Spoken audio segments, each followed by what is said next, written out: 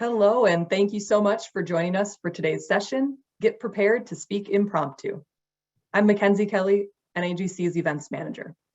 A reminder to use Whova to submit questions and share any feedback through the chat during today's session.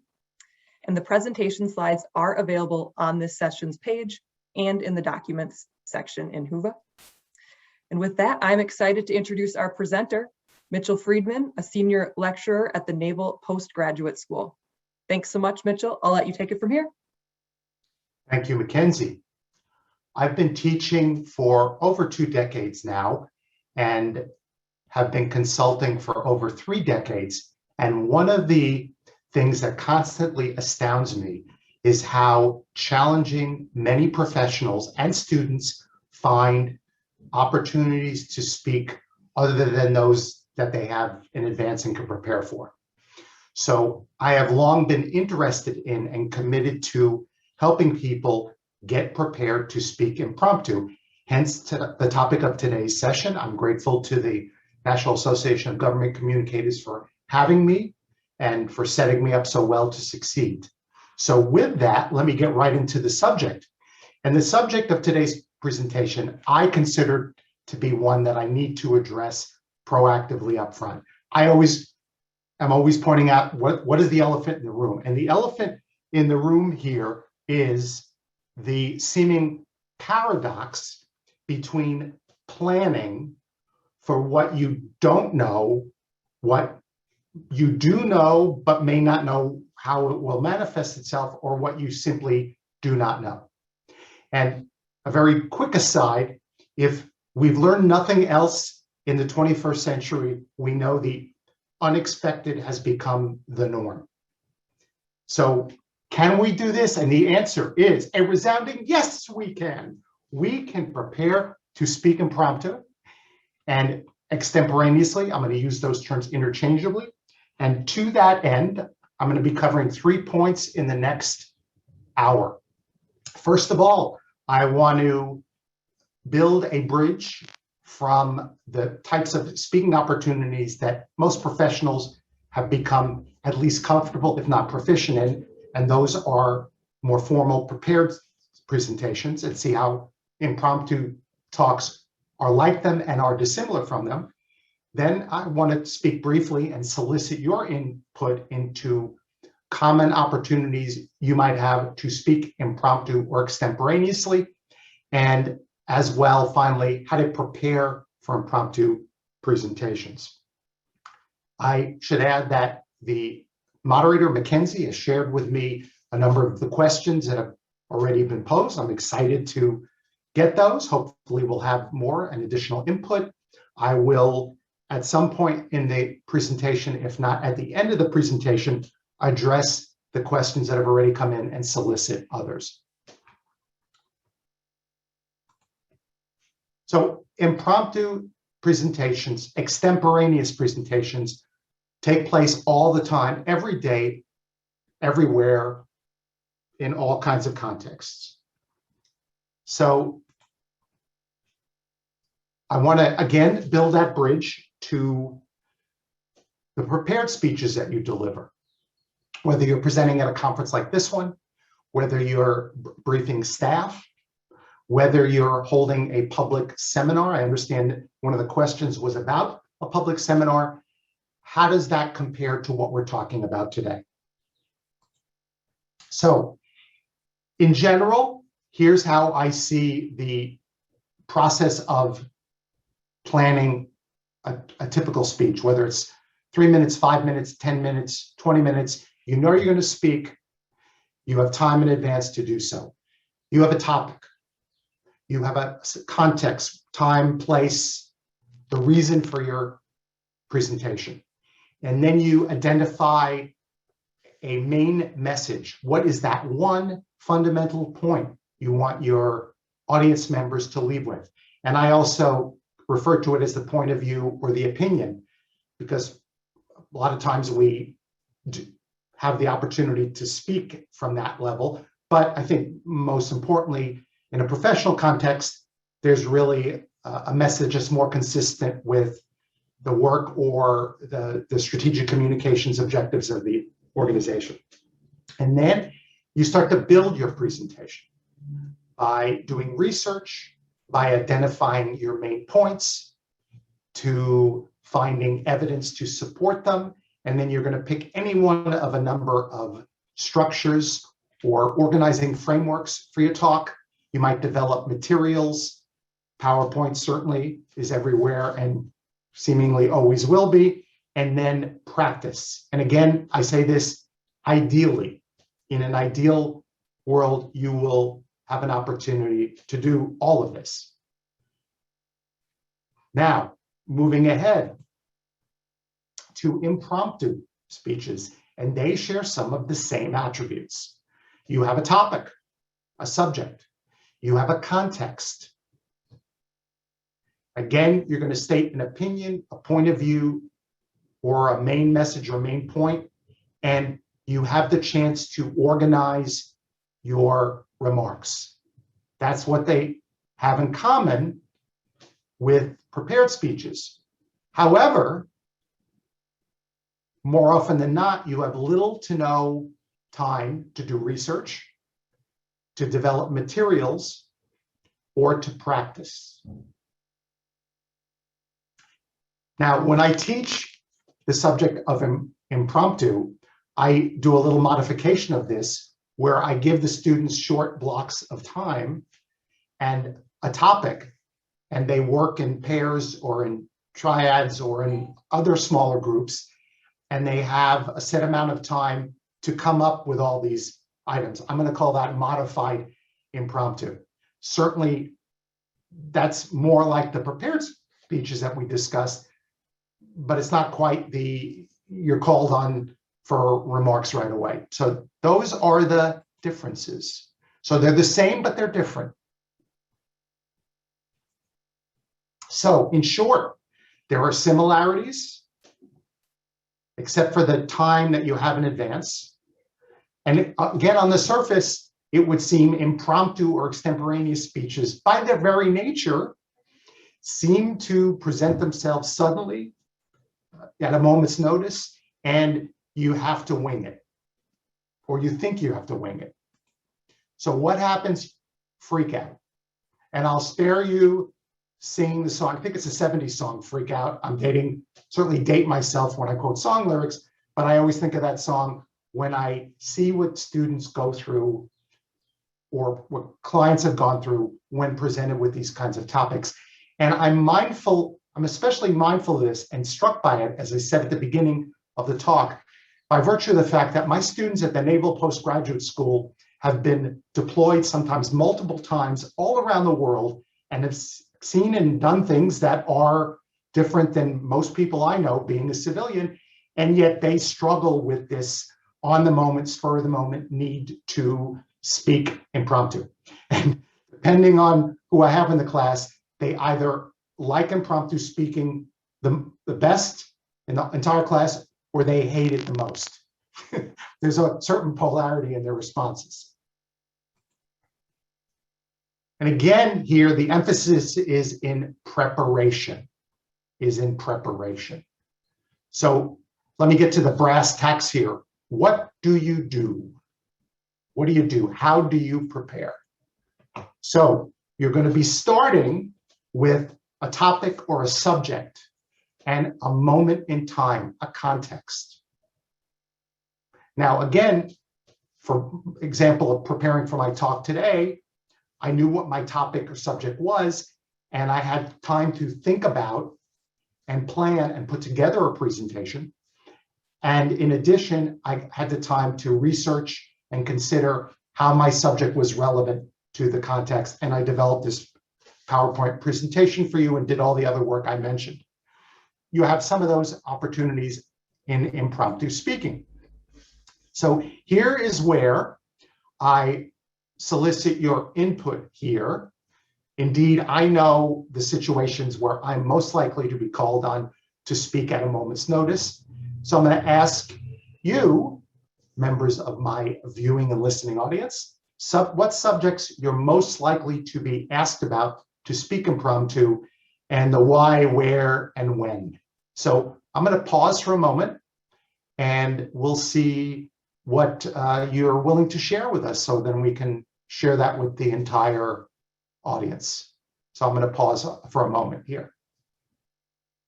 Reminder to enter these in the chat on the Whova session page. Thank you, Mackenzie.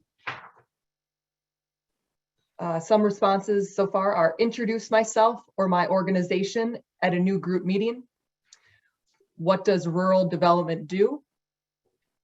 Congressional hearings or briefings on departmental IT issues. What do you do? Best practices in writing and editing. Project updates. At networking events, I might be asked about community events or topics related to businesses in the community. A lot of things about project status and project updates.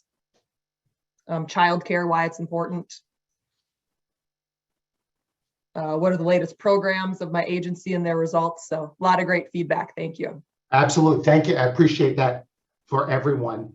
All right. So I'll come back to these in a bit, but by way of some of my research to prepare, here are some generic professionally related impromptu speaking opportunities. And some of these seem to piggyback nicely on what you shared with us. A spur of the moment update on a program or an activity.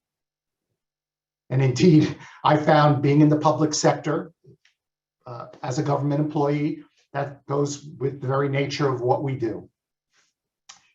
You are at an event and you need to provide an update. I heard about a program, a briefing on a program, certainly counts here.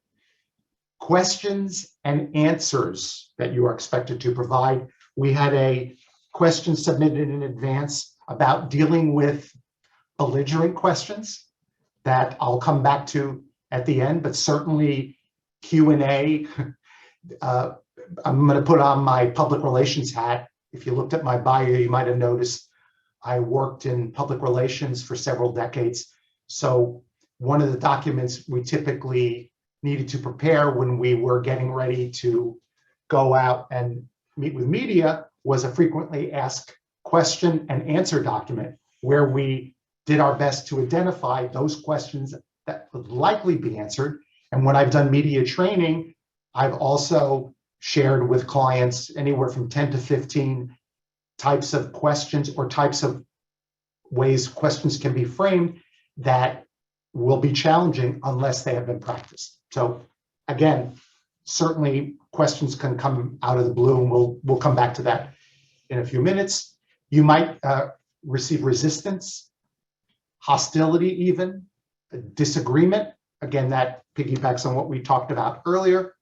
And you're at an event and you receive a last minute request to speak, which I heard mentioned in some of the comments.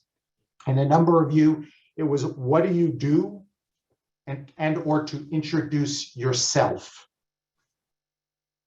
So these are all options and possibilities, and they are endless. All right. So the question then becomes,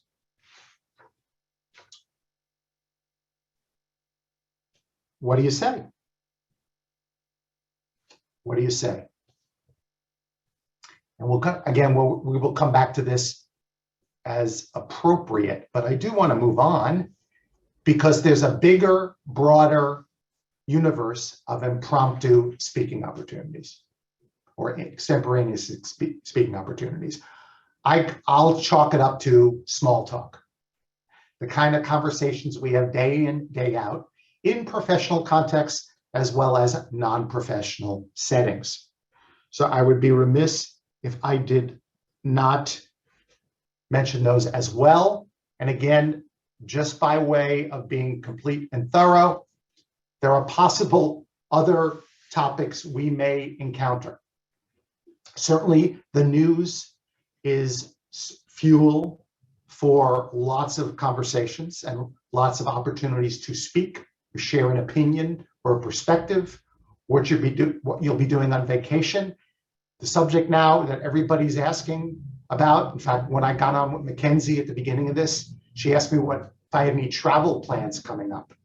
And no doubt we're going to be hearing a lot of those, and it's on the tip of everyone's lips. I just returned from a trip to visit my mother in South Florida, and I think my timing was good because while the flights were busy, the airports were not. I think that's going to change a lot. Something to talk about. Anything you're reading or anything you've read. And I find that an old standby for me, a good standby for me, is what I'm watching on one of the streaming networks.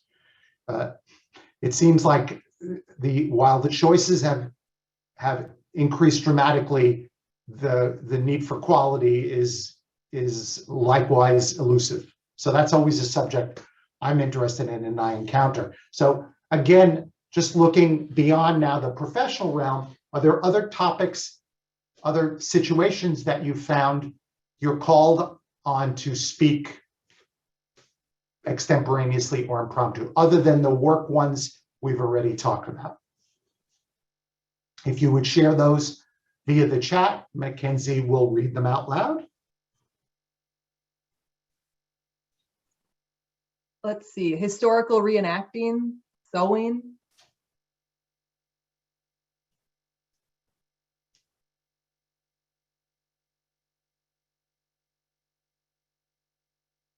Knitting, cats, books. Clarifies that no, I am not a 90-year-old. What music do you like?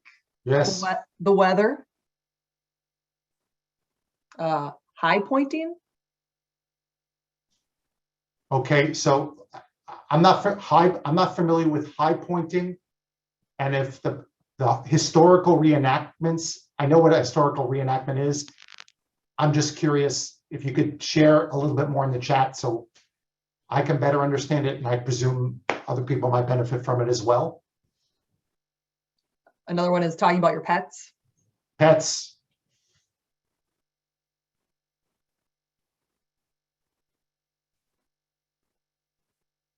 High pointing is going to the highest point of a geographical location in countries or states. Okay. Good to know. Thank you. I know that it's the name of a university in North Carolina, so I'm now educated even further about it. Thank you for that. Not something I normally do. Okay, and the historical reenactments? Yes, discussing historical events and living history at usually battle reenactments. Ah, okay, great. Great, thank you. All right, any others? Just another reference, military experience. Got it.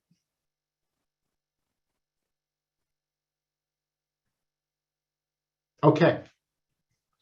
So let's move on then to, all right, so you have all these topics in the workplace and in your personal setting. What do you do? How do you prepare? So how do you prepare for work-related impromptu speaking opportunities? I'm using this list as a starting off point, and then I certainly can come back to your list. First of all, if in my worlds, the worlds I've been in over the course of my career, lots of meetings, lots of being asked to speak without knowing in advance I was going to be doing so. Certainly knowing what's going to be presented at the meeting. Agendas are helpful. Staying current with email. Boy, having been now a government employee for almost 5 years, I'm astounded at the breadth and depth of email I receive. And it's a lot to keep up on, but it's important because things are always coming up and I may be asked to talk about them.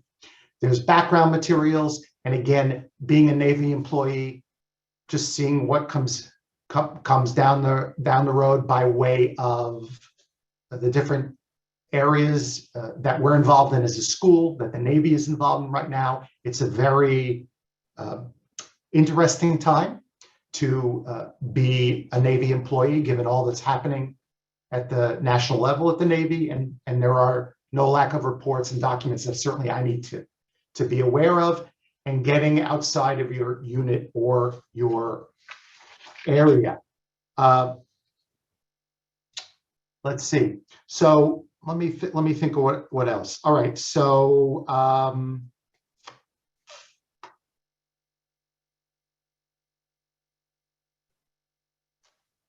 Let me put that on hold because we're going to have extra time and I do want to come back to your questions. All right. So here are some ways to prepare. I also like to have standby topics that are relevant to what I am doing, that might be a chance for me to piggyback on a subject that has already been discussed. And I have found this especially helpful as a civilian who finds it a never-ending challenge to understand government speak as well as military acronyms, to say the least. So how can I make those topics relevant to what I'm working on? And that's part of my ongoing preparation. How is what I'm doing relevant to this or that? All right, so moving on then. All right, so in terms of other impromptu speaking opportunities, paying attention to the news, I almost feel like I don't need to say it in this audience. Communicators typically are up to speed on things. That being said, there's way too much coming down the pike for us to stay on top of. And I'm independently of this program, I'm involved now taking a class on personal knowledge management, where I am attempting to better organize and be more strategic and proactive in the types of information that I take in, so that it is more relevant to my work and so that I can better contribute in areas that I work in. And certainly that's teaching, that's public relations, that's training, and the list goes on and on and on. So that's a subject very near and dear to my heart, simply because there's no other way I can position myself in front of the fire hose of information and even make sense of it. It's overwhelming for me. All right. Then there is the opportunity to consume whatever media or information resources relevant to your other interests. I'm so delighted I heard about history here in terms of historical reenactments. I have 2 degrees in history, so it's a subject near and dear to my heart, as is ongoing geopolitical developments outside the United States, and in particular, and this I'm going back to my earlier years when I visited the Soviet Union. I've long been interested in Russian and Eastern European development, so I've been fixated this week on the Belarus situation. So anyway, that's kind of where I go with it. And again, continue to take in books. A number of you mentioned books, theater, music, etc. Whatever makes you happy. And the goal here is certainly to be interested, and therefore you will be interesting. One of the subjects I often hear people mention when it comes to public speaking is along the lines of, well, gee, this topic is really boring. Or a variation of that, no one will be interested in this topic except for me. And my response to that is always, your responsibility, your challenge is to learn as much as you can about the particular topic and demonstrate, however you consider it appropriate, your passion, your understanding, your insight, your expertise into that very subject. People can't help but respond to enthusiasm and passion. I'm sure you're all familiar with TED Talks, and there have been a number of books that have been written about how to give a good TED Talk. And what I was just glancing at this morning for other reasons talked about the displaying of passion. And people can't help but be attracted to it. All right. So a little bit more here. These are some of the topics, some of the ways to think about them. Again, in the questions that are going to follow here, the question and answer portion, we could go in any one of a number of directions here. How do you get yourself organized? How do you get yourself together? The bottom line here is the bottom line. Now, I teach bottom line high impact writing, and I know that is a subject near and dear to many of your hearts. Certainly it is among my military students. And the goal here is to figure out what that fundamental main point is that you want people to take away from your talk. What do you want them to understand? What do you want them to remember? And the challenge with impromptu speaking, I found, is especially when you are literally put on the spot, to determine what that is as quickly as possible and to run with it. That's hard. It's an acquired skill. But certainly that's the starting point. And the point I make about the main point of the bottom line is, if you don't know what it is, there's no way your listener or your audience is going to understand it. We have to get out of our own narrow space when it comes to communication on an individual level to put ourselves in the mindset of our listener or audience and realize that they do not have our understanding, our insight, our expertise, our passion about a subject. So again, what is that main point I want them to get? And then, as much as possible, time permitting, you have 2 to 3 arguments or subpoints related to your main point that you could elaborate on. So if you have 30 seconds to a minute to introduce yourself, for example, what do you want people to understand about you or your work for your agency? All right, 30 seconds. You cover that in 30 seconds. Someone hears it, they understand what you do. You may have a minute. You might be able to talk about 2 areas of expertise you have and activities, special projects, programs you're involved in. If you have the time, you cover both of those, great. And again, the time here is fluid and flexible. There's a separate matter here in understanding how much time you have and how to best use that time. And again, I see this in professional, certainly in academic contexts, where if I give you a minute, it might seem like an eternity for you to speak up to a minute. And if I just gave you a topic and invited you to talk about it, you'd probably far exceed a minute in terms of the time. It's something you learn over time. If I have 30 seconds, how much can I cover? And it's very much a work in progress for all of us, me included. So that being said, I'm a firm believer in the fact that if you have a certain amount of time, that's the time you are allotted. You don't go over by 5 seconds, 10 seconds, even 30 seconds. If you're under, that's great, but you don't go over. And depending on the broader needs of the context, you may start out thinking that you're going to have 20 minutes, you may have only 10. That's the way it goes. You have the 10. And you do your best to fit in with that time frame. All right.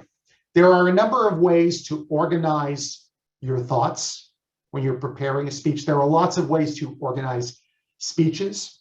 Certainly the one that probably many of you are familiar with, the problem, solution, the benefits. What's the problem you're trying to solve? What's the problem your program is trying to solve? What's the issue that it's tackling? Why is it important? What are you doing about it? These are other ways to do it. Again, here the challenge is to quickly organize your thinking so that you have these in mind so that you can speak to them pretty quickly. So what do you do next here? You're going to an event. I'm thinking event-based here, since it sounds like a lot of the professional contexts that were shared earlier are really about events, conferences, public forum, and the like. So consider what you might be asked to speak about. Now, if you have the opportunity to introduce yourself, that's fantastic. One doesn't always have that opportunity. So certainly think about that ahead of time. Prepare however you see fit. And if you can write it down, that's great. I have found, and I've been writing a long time on a lot of different things, when I write something down, it's part of me and I don't forget it. Some people are different. They can visualize it or don't need to write it down, whatever makes sense for you. But certainly you can use these points, these anchors, to guide whatever comes up for you that's unexpected or seemingly unexpected. So in summary, you're going to have opportunities to speak impromptu or extemporaneously all the time, and they are opportunities for you to shine. There are opportunities for you to shine. And I keep going back to having taught public speaking for many years, having been a Toastmaster. We certainly can talk about that in the Q&A format. If anybody has experiences in Toastmasters, or if you'd like me to speak further about that, I certainly can. Having been a member of Toastmasters, having been out in the world and consulted and coached people, I know that there are many people out there who would just rather not give any kind of speech. And there's nothing necessarily wrong with that. However, the opportunity to speak is a gift and a chance for you to shine and advance not only your organization, but yourself. And you can prepare for all these opportunities, whether they're expected, unexpected, whether they're scheduled or not, just like any other presentation.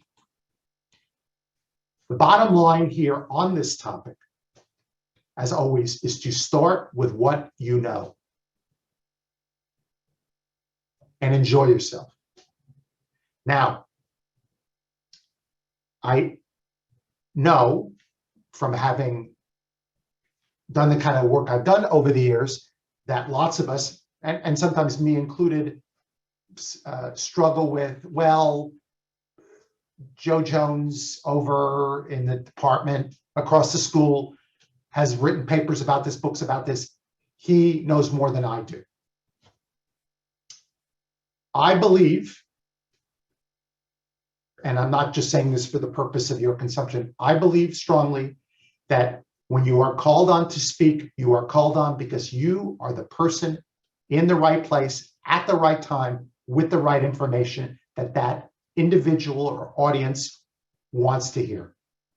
I believe that with all of my heart.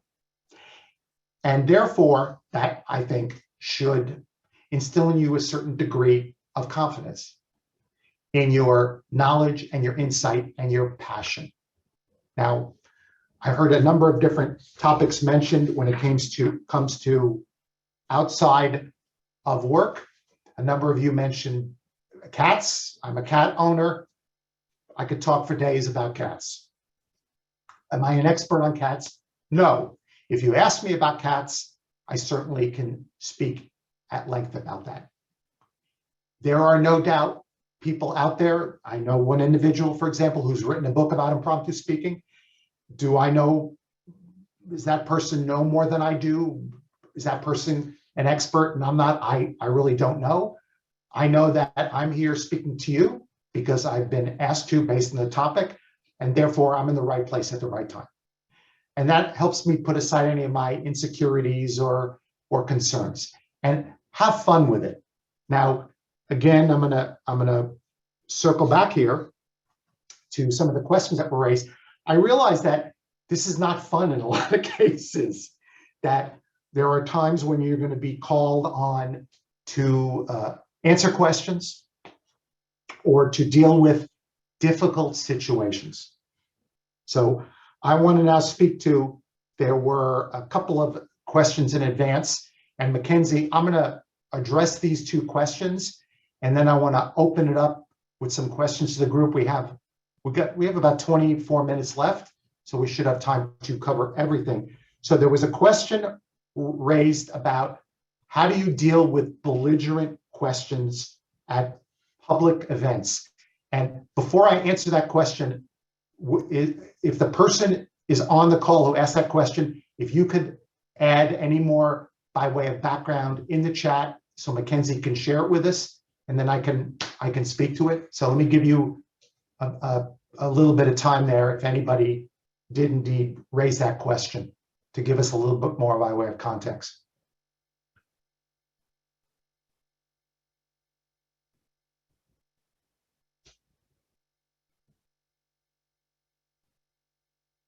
Mackenzie, anything?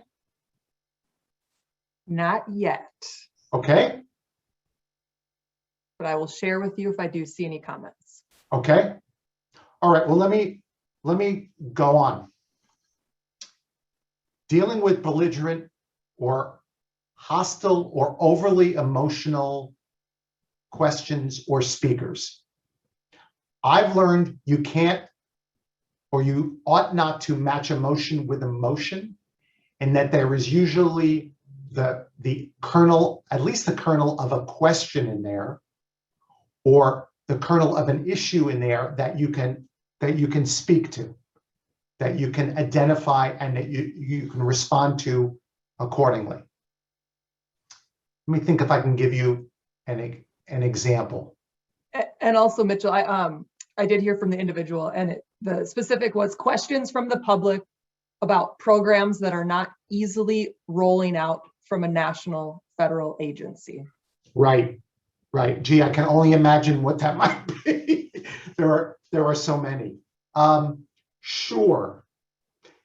In that instance, and again, I'm not going to ask for more detail. In that instance, the concern that my guess is the person who asked the question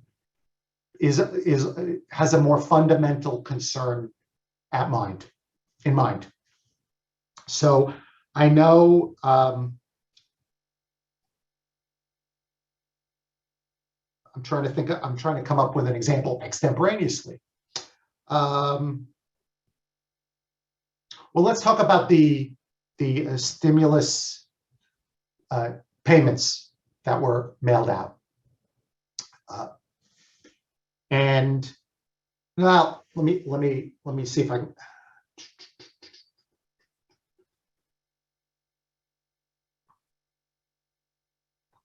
All right, let me talk about infrastructure, since that's in the news. Looks like there's progress being made towards a bill. And I can imagine that the promise of employment and economic development related to much needed infrastructure improvement is of keen interest to a lot of people across the United States, and especially at the local level. I mean, I live in the San Francisco Bay Area, and our roads are just a mess. Our freeways are just a mess. Our city streets are a mess, but that's different.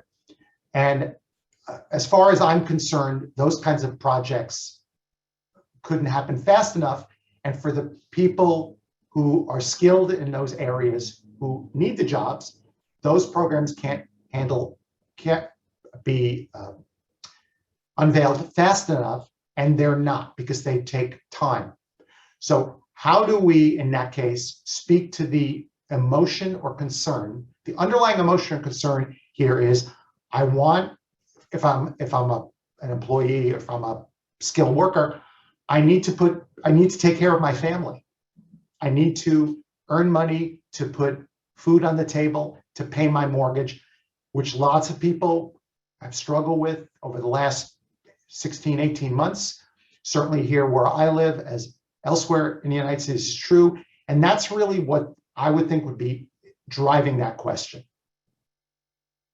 So I would attempt to, as much as possible, get to that and identify with that and empathize with that point without appearing to dismiss the concern about the urgency and the need for the specific program.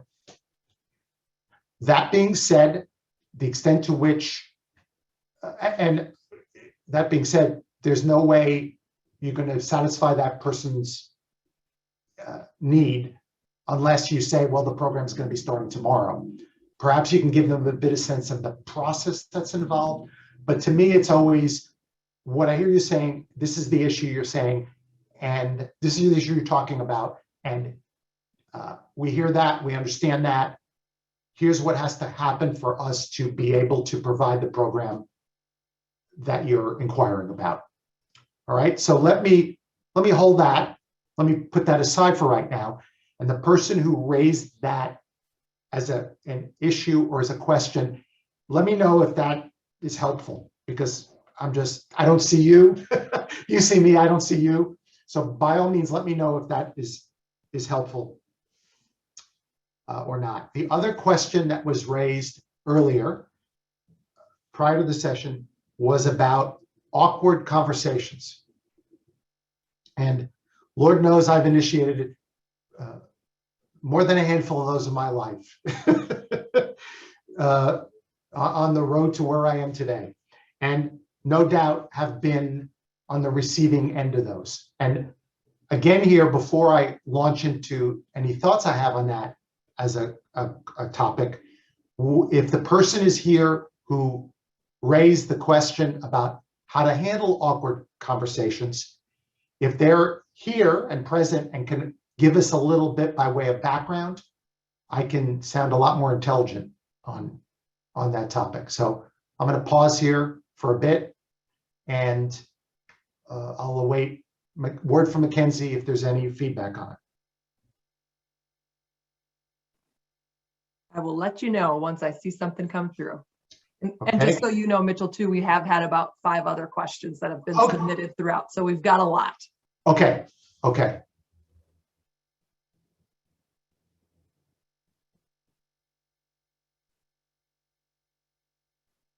All right, let me speak to awkward questions or awkward conversations.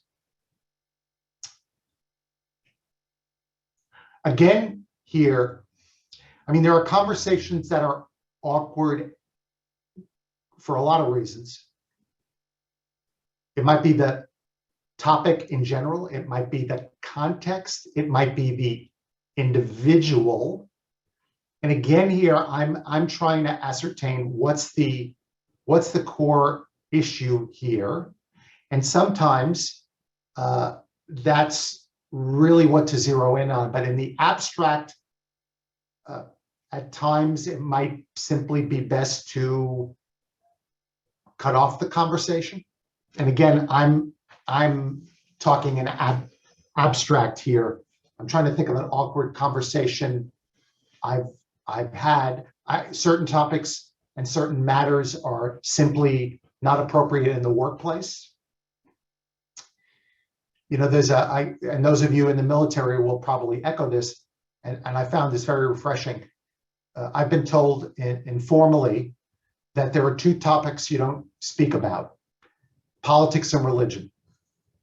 And thank goodness, in my almost 5 years at the Naval Postgraduate School, I've never had a conversation about politics or religion, and that feels really good to me. So those might be awkward topics. Okay, let's, unless there's anything else that's come in, let's go to questions. All right, so the next one is, how do you tactfully get out of a long-winded conversation with someone when you need to work the room with others? So you're at a networking event. You're at an event and you're chatting informally with people. Okay. Well, you might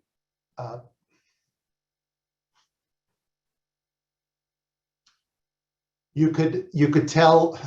My wife is a nurse, so I'm gonna quote her. You might tell a fib. I think it's a therapeutic fib. You need to speak to such and such a person and would love to talk with them further later on. That's one way to go about it. You might excuse yourself for any one of a number of reasons. You might refer the person to someone else. Those would be some of my suggestions. You may just also, and it takes a little bit of certainly a degree of confidence and a self-confidence and assuredness, and as much as possible minimizing the fear you may have about hurting that person's feelings. Certainly, if they outrank you or they're important, it's a difficult one to master. But those would be my general recommendations. Okay, next question, Mackenzie. Okay. I often find myself having to explain what my organization doesn't do. Any advice on how to handle these types of situations? For example, any news article that falls under the category rural development is automatically associated with USDA rural development. All right. Well, if we weren't the government, I would say maybe you need to change the name, but let's talk about the world we live in rather than the dream world that we live in.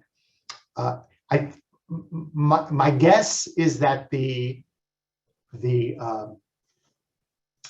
your messaging, your mission statement, and the like are clear and direct and understandable in terms of what you do, whatever that may be. And that's been vetted and discussed internally.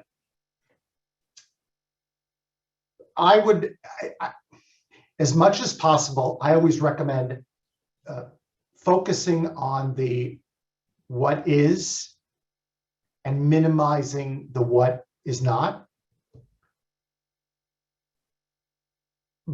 And short of a name change or a redirection, a simple redirection where our agency's mission is to boom, boom, boom. Those issues are addressed by such and such a program. I'll refer you to them to talk about them. That's the way I would handle it. And again, short of a name change, it sounds like they're going to keep coming up. That's the way I would handle it. All right, next question. Yes. Is there room for storytelling in impromptu speaking? Oh, yes, there is. I'm working on that myself, my storytelling. And, it may be some people, actually, a lot of people remember stories more than anything else. If you have a story to illustrate a point, that's great. That could suffice. The point here is to have a point in telling the story and to fit it within whatever parameters you have. So absolutely, a story can suffice and people will remember that story. Okay. Great. And then are there similarities between impromptu speaking and improv? Okay. Improv skills, I've taken a class here and there over the years. Improv skills are teaching you a certain nimbleness in conversation and interacting with others that I think will benefit you, because what you're really doing here is you're training your mind, or you're retraining your mind to think more nimbly regardless of what is thrown at you. It's not, so there's a relationship. I think those skills and learning about improv would benefit you. A core premise of improv is rather than yes, but, it's yes and. So, and that will always serve you well. And I say that as someone who's a recovering pessimist, negative person, critical, you name it. And I was a yes, but person for a long time. Yes and goes a lot farther than yes, but. Okay. Next There's- question. Yeah, there's one more, and you already started talking about Toastmasters a bit, and this one Yes. is just, would joining a Toastmasters group help? Recommend it 100,000%. Absolutely. There are clubs everywhere now, all times of the day and night. Still think most of them are virtual. And I would wholeheartedly recommend it because every meeting, at least every meeting I've ever been to, provides opportunities to speak impromptu. And it is the best kind of environment you can learn in because people want you to succeed and are there to support you as you develop these skills. And it's a safe space. And I use that term, I'm careful the way I use that term, but in this case, it's really appropriate, a safe space to learn and to make mistakes. So I would recommend it wholeheartedly. And I think those are all the questions. I'm not seeing any other ones submitted here. All right, so let me ask a question. Did I cover what you were expecting that I would have covered? Is there something I didn't cover? Or is there anything else related to this topic that you're curious about and that I might have addressed? In other words, did I meet your expectations? Was this helpful? If you could respond in the chat, that would be great.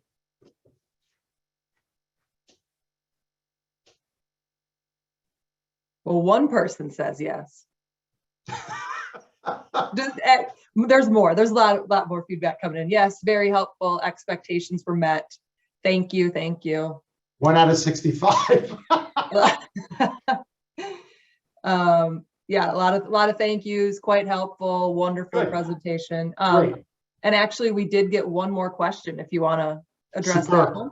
We have time. All righty. Many hostile questions come from a singular personal perspective. Yep. When your solution needs to account for a broader group, needs to be considered. How do you get them to see that a broader based solution is needed and get them to agree that a larger good needs to be served?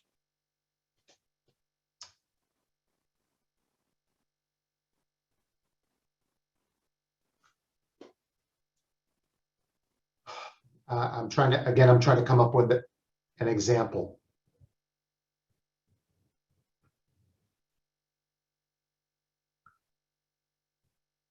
The ongoing challenge of the needs of the individual versus the needs of the group. And in this country, especially in the last several years, we've seen this, the stress and anxiety and the tension around this dichotomy grow even more acute. My guess is with certain people, it's going to be hard because people want what they want at the risk of being cliche.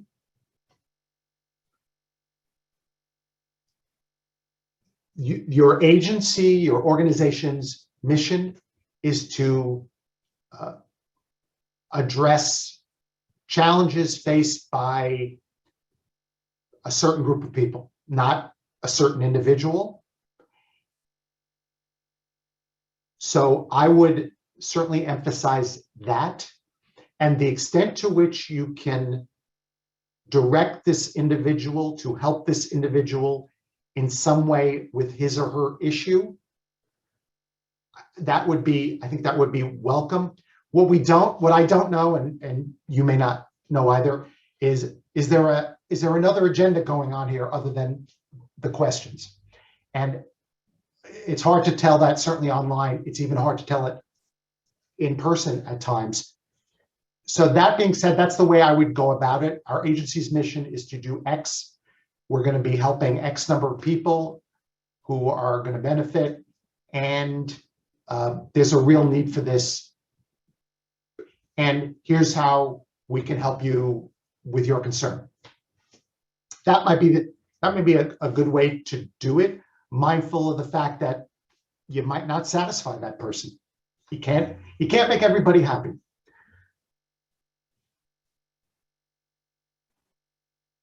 Thank you. There's no other questions at this time. One comment, go Army beat Navy. Yeah. Thank you for that.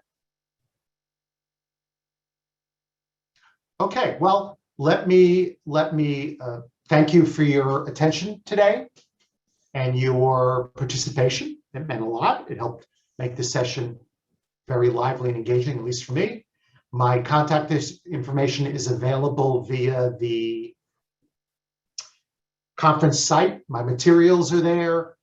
If there's some way you think I can help you, a question I can answer, please reach out and let me know. And I appreciate your time and your attention this morning. Thank you so much, Mitchell. So that'll wrap up this session. On behalf of NAGC, we just want to thank you so much for this presentation, and thanks to everyone else for participating. Make sure you check out Whova for more information to see what's coming up next. Thanks everyone for participating in CommSchool.